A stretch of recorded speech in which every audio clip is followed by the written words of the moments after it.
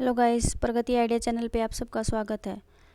Class 12th के political science subject के समकालीन विश्व राजनीति बुक से सत्ता के वैकल्पिक के अंदर चैप्टर को हम कवर कर रहे थे। ये हमारा पार्ट 3 है। आज इस वीडियो में हम ब्रिक्स और सार्क को कंप्लीट करेंगे। चलिए स्टार्ट करते हैं। ब्रिक्स क्या है? दुनिया की उभरती अर्थव्यवस्था वाले देशों का एक संघ है। ये एक अक्षेत्रीय संगठन है, ठीक है, जो कि 5 देशों से मिलकर बना है। इसके सदस्य देश कौन कौन से हैं? ब्राज़ील, रूस, भारत, चीन और दक्षिण अफ्रीका, ठीक है। पहले इसके प्रारंभ में इसके संगठन सदस्यों की संख्या कितनी थी? 4 थी। वर्तमान में कितने हैं? 5 सदस्य संगठन है। जो दक्षिण अफ्रीका है वो 2010 में इसका 5वां सदस्य बना था, ठीक है। इसकी शुरुआत जो है वो 2006 से हो चुकी थी, ठीक है। फिर है ब्रिक्स सम्मेलन। ब्रिक्स सम्मेलन क्या है कि ब्रिक्स के सम्मेलन कहाँ का था? इसका पहला सम्मेलन जो है वो 2009 में हुआ था और रूस के येकैटेरिनबर्ग में हुआ था। 16 जून 2009 को हुआ था, ठीक है। भारत की तरफ से पूर्व प्रधानमंत्री मनमोहन सिंह इसमें शामिल हुए थे। इस सम्मेलन में दक्षिण अफ्रीका सदस्य देश नहीं था, ठीक है, क्योंकि वो 2010 में इसका सदस्य देश बना था, ठीक है। फिर है कि ब्रिक्स सम्मेलन जो है वो 17 नवंबर, जो 12वां ब्रिक्स सम्मेलन है वो 17 नवंबर 2020 को हुआ। रूस की मेज़बानी में किया गया और इसमें भारत के प्रधानमंत्री नरेंद्र मोदी ने पार्टिसिपेट किया था, ठीक है। फिर अब ब्रिक्स के उद्देश्य क्या क्या है? ब्रिक्स को बनाने का उद्देश्य क्या था? लक्ष्य क्या क्या रखेगी? तो ब्रिक्स के उद्देश्य क्या है कि कि इसके जो सदस्य देश हैं उनकी अर्थव्यवस्था को उभारना था, ठीक है। अंतर्राष्ट्रीय जो अर्थव्यवस्था है उससे जो इसके सदस्य देशों की आर्थिक स्थिति है इसमें सुधार लाना है, यानी कि उसके कंपैरिजन में ऊपर उठाना था, ठीक है। फिर आपस में राजनीतिक, आर्थिक और सुरक्षा का सहयोग करना, राजनीतिक, आर्थिक और सुरक्षा सहयोग करना है, ठीक है। देशों द्वारा अपने घरेलू और साझा चुनौतियों को आपसी सलाह के द्वारा सुलझाने का प्रयास करना, ये इसके मुख्य उद्देश्य हैं, ठीक है। फिर क्या है ब्रिक्स में विशेष क्या बात है? ठीक है, तो इसमें विशेष बात क्या थी कि इन देशों ने मिलकर एक बैंक बनाया है जिसका नाम रखा गया एनडीबी, न्यू डेवलपमेंट बैंक, ठीक है। इसकी स्थापना कब हुई थी? 2014 में हुई थी। इसका मुख्यालय कहाँ है? चीन के शंघाई में रखा गया, ठीक है। इस बैंक का उद्देश्य क्या है कि इसके सदस्य देश हैं उनको तकनीकी सहायता दी जाए और आर्थिक सहायता प्रदान की जाए, ठीक है, ठीक है। इसका काम क्या है कि इसका काम है कि कोई भी प्रोजेक्ट, किसी भी देश का कोई प्रोजेक्ट है उसको पास करना और उसके लिए लोन प्रदान करना है, ठीक है। यह बैंक है, ये जो है ये भारत के सुझाव पर बनाया गया था, ठीक है। फिर है इसकी विशेषताएं। ब्रिक्स की विशेषताएं क्या क्या हैं कि इसकी विशेषताएं हैं कि जो ये 5 सदस्य देश हैं इनकी जो आबादी है वो 50% आबादी, दुनिया की 50% आबादी जो है वो इन देशों में रहती है, ठीक है। फिर दुनिया का जो क्षेत्रफल की दृष्टि से देखा जाए तो 1/4 क्षेत्रफल है वो इन सदस्य देशों से मिलकर बनता है, ठीक है। दुनिया की जो कुल जीडीपी है उसका 30% हिस्सा इन देशों के पास है, ठीक है। फिर दुनिया का जो कुल व्यापार होता है उसका 18% हिस्सा सिर्फ इन देशों के हिस्से में आता है, ठीक है। फिर इसके जो सदस्य देश हैं वो जैसे रूस और जो चीन है उनके पास वीटो पावर भी है, ठीक है। फिर इसमें कुछ समस्याएं भी हैं। दो समस्याएं क्या क्या हैं? तो क्या इसके सदस्य जो देश हैं उनके बीच में विवाद हैं, ठीक है। तो वो विवाद क्या, जैसे भारत और चीन के बीच में सीमा को लेकर विवाद हो गया। भारत और चीन में OBOR को लेकर विवाद हो गया। OBOR क्या है? वन बेल्ट वन रोड, ठीक है, जो कि चीन की एक महत्वाकांक्षी योजना है जो वो पाकिस्तान के जो POK क्षेत्र है वहाँ से निकालना चाहता है, जो कि भारत और चीन के लिए एक विवाद का विषय बना हुआ है, ठीक है। फिर चीन और पाकिस्तान की नज़दीकियों को लेकर भी विवाद है, ठीक है। फिर चीन और ब्राज़ील में मुद्रा को लेकर विवाद है, ठीक है। चलिए गाइस, ये हो गया हमारा ब्रिक्स सम्मेलन। अब करते हैं सार्क। सार्क क्या है? South Asian association for regional corporation, इसको दक्षेस भी बोलते हैं। ये दक्षिण एशिया के 8 देशों का आर्थिक और राजनीतिक संगठन है। इसकी स्थापना कब हुई थी? 8 दिसंबर 1985 1985 में हुई थी। पहले इसके स्टार्टिंग में सदस्य देश थे 7, ठीक है। फिर उसके बाद में 2007 में 14वां शिखर सम्मेलन हुआ था, उसमें अफ़गानिस्तान जो है वो 8वां सदस्य देश बना था। इसके सदस्य देश कौन कौन से हैं? अफ़गानिस्तान, बांग्लादेश, भूटान, भारत, मालदीव, नेपाल, पाकिस्तान और श्रीलंका। इसके प्रेक्षक देश हैं 9। गाइस आपको ये बताना है कि आज का क्वेश्चन यही है कि ये प्रेक्षक देश जो 9 प्रेक्षक देश हैं इनके नाम बताने हैं आपको, ठीक है। इसका मुख्यालय है काठमांडू, नेपाल में, ठीक है। फिर संगठन का संचालन जो है वो सदस्य के देशों की मंत्रिपरिषद द्वारा नियुक्त जो महासचिव हैं वे करते हैं। सचिवालय की स्थापना कब हुई थी? 16 जनवरी 1987 को हुई थी, ठीक है। काठमांडू में हुई थी। काठमांडू कहाँ है? नेपाल में। इसके उद्देश्य, अब ऐसा कहते हैं कि सार्क के उद्देश्य क्या क्या हैं।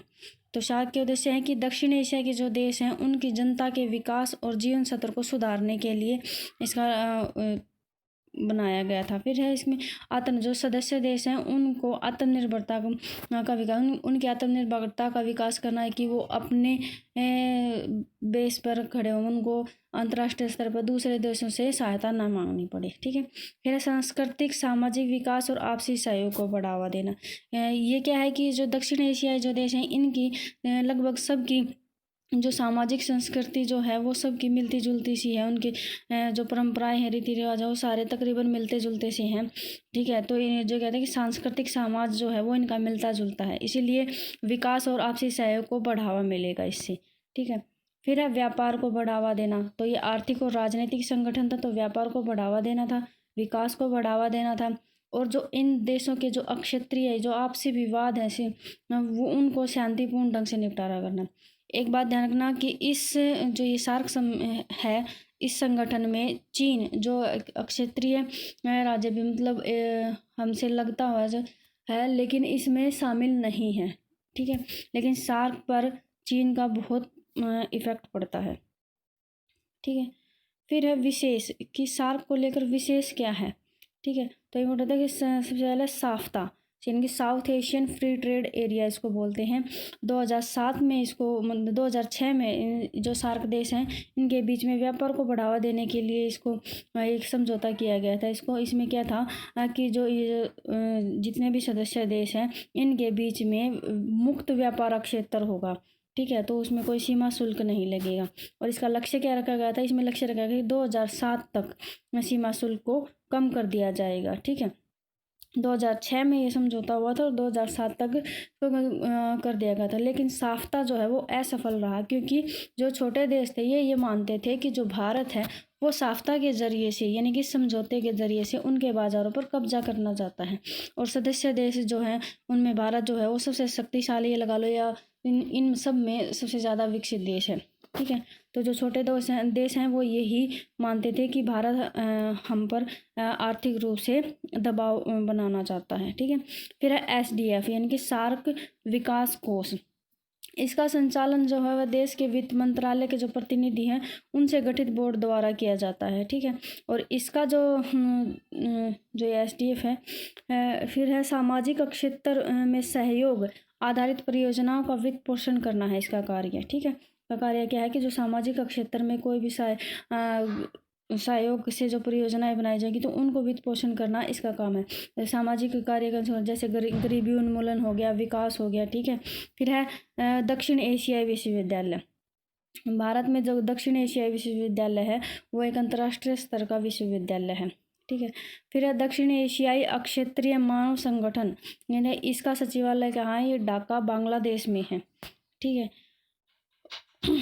और एक मतलब जो भारत में जो सार्क के जो सदस्य जो सचिवालय यानी इसके मुख्यालय जो महासचिव होता है उसकी नियुक्ति कहती है क्रमानुसार 3 साल के लिए नियुक्ति होती है, 3 साल के लिए होती है। और देशों की जो वर्णमाला है ना उसके क्रम अनुसार होती है। जैसे हमने सदस्य देशों का नाम बताए थे कि पहले अफ़गानिस्तान है, फिर बांग्लादेश है, फिर भूटान है, भारत, मालदीव, नेपाल, पाकिस्तान, श्रीलंका।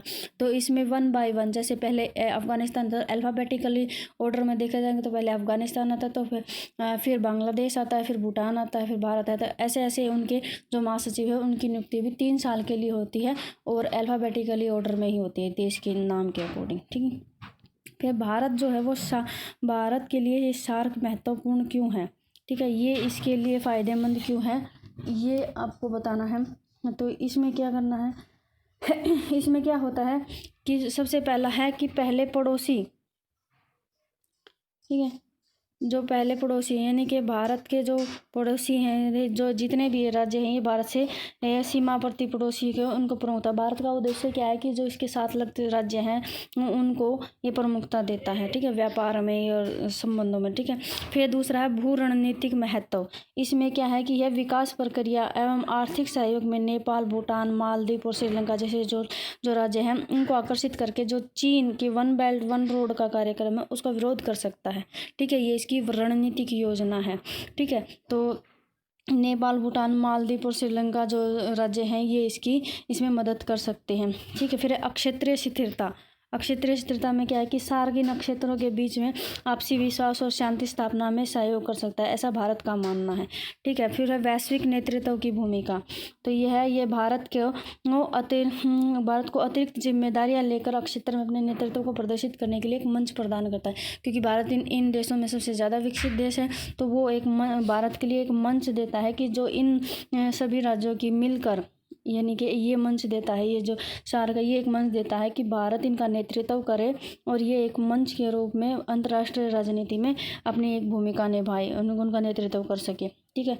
फिर भारत की जो एक्ट ईस्ट पॉलिसी है उसके लिए एक गेम चेंजर का काम करता है, ठीक है। दक्षिणी एशियाई अर्थव्यवस्थाओं को दक्षिण पूर्व एशिया के साथ लिंक करके मुख्य रूप से सेवा क्षेत्र में भारत के लिए आर्थिक एकीकरण और समृद्धि को आगे ले जाया जा सकता है, ठीक है। तो ये सार्क है, सार्क के द्वारा जो दक्षिण पूर्व एशिया है उनके साथ लिंक करके उनको दोनों को एक दूसरे के साथ जोड़ के जो भारत की एक्ट ईस्ट पॉलिसी है इसको फ़ायदा पहुंचाया जा सकता है, ठीक है।